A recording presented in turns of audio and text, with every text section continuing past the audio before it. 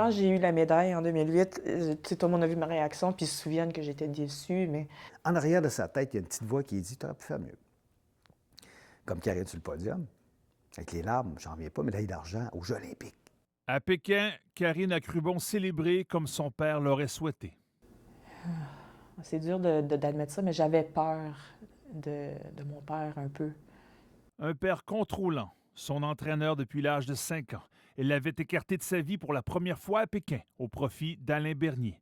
Régent Sergerie lui en voulait au point de lui prédire une déconfiture olympique. Tu vis pas une dépression du jour au lendemain juste parce que, tu sais, c'est sûr qu'il y a des choses dans ma vie privée qui ont fait en sorte que, bon, quelque part, tout a lâché. Tout s'écroule en octobre 2010. Karine Sergerie est pourtant loin de son père, sereine et invincible, s'offrant l'or des 3 tournois internationaux de sa saison. Un matin, elle s'est réveillée et ça ne marchait plus. Et à partir de là, elle n'a plus jamais été la même fille. Karine souffre d'une sévère dépression. Son entraîneur Alain Bernier voit un nouvel adversaire que la médication, les interventions professionnelles et le soutien ne parviennent pas à vaincre. Puis tu le vois dans ses yeux. Puis tu vois, ses sourires ne sont pas les mêmes.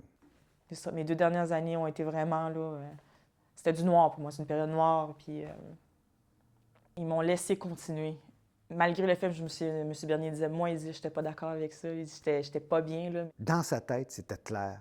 Je voulais aller aux Olympiques.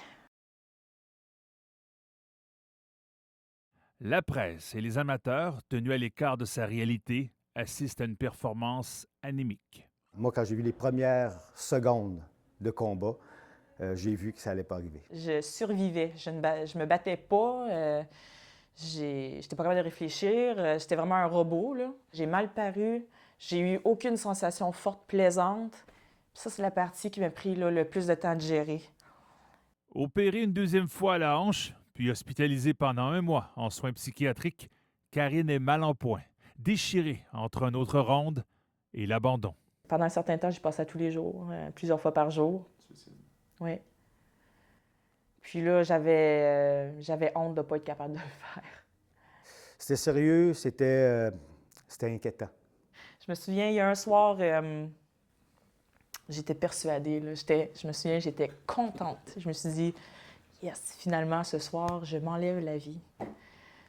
J'étais dans la salle de bain, je pleurais, je regardais mes 2 pots, puis là, un après l'autre, mes 4 chats sont rentrés dans la salle de bain, se sont venus, se sont collés sur ma jambe, m'ont regardé, ont miaulé. Puis là, j'ai commencé à pleurer encore plus, hystériquement. Puis j'ai dit, qui va s'occuper de mes bébés, tu sais? Je suis restée pour eux, je les aime tellement, puis ils m'ont sauvé la vie.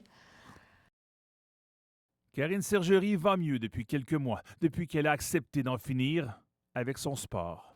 Ça a été très dur, mais là, finalement, ça commence à être plus facile.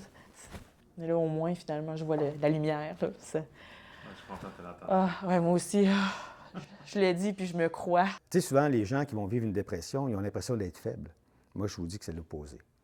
C'est des gens qui, sur le plan humain, ont une grande sensibilité. Puis je pense que l'être humain qui est sensible, je trouve ça pas pire, moi. Allô, Madame Frenette? Là, en ce moment, je suis intervenante aux soins à une résidence qui s'appelle Côté Jardin. Je dis, bon, bien, puisque je travaille dans le milieu de la santé, bien, je vais m'essayer, je vais aller voir. Puis, je tripe, là, j'aime ça. Elle souhaite devenir médecin et aider les gens à s'en sortir, apprécier la vie et célébrer complètement chaque instant de bonheur. Ici Marc Durand, Radio-Canada, Québec.